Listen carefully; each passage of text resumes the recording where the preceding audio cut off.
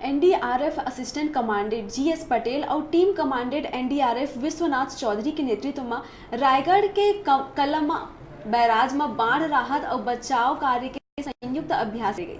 Assistant commandant कहिस के आज के बदलत परिवेश में बाढ़ के स्थिति ले निपटना एक अत्यंत चुनौतीपूर्ण काम है।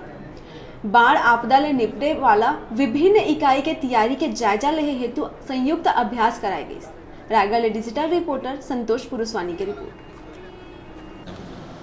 हम लोग यहाँ पर 50 आदमी का एक टीम को लेके यहाँ ये मुंडली से आए हैं।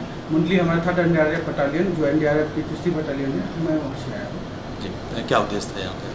हमारा एक यहाँ पर उद्देश्य है क्या, ये जो है हमारे हेडक्वार्टर के तरफ से मेगा मॉक एक्सरसाइज का एक आयोजन हुआ है, जो कि आज छत्तीसगढ़ में यहाँ पर 3 जगहों में होनी थी। 2 जगह हो गया है, 2-4 को, और ये 6 तारीख को यहाँ पर होनी थी।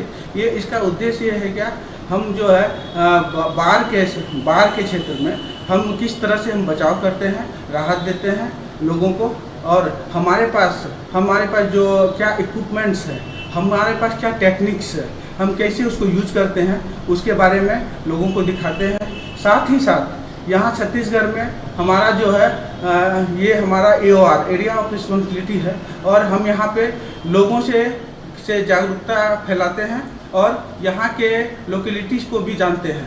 यहाँ पर जो एजेंसियाँ इस क्षेत्र में, आपदा के क्षेत्र में काम करती है, उसके बारे में भी हम जायजा लेते हैं। हम उनको भी ट्रेन करते हैं, उनसे भी सीखते हैं। उनके पास क्या इक्विपमेंट है, टेक्निकल इक्विपमेंट, हमारे पास क्या है, एक दूसरे का आदान प्रदान होता है, जानकारी हासिल होती है। हमसे जानकारी वो लेते हैं और उनसे जानकारी हम लेते हैं। यहाँ के लोकल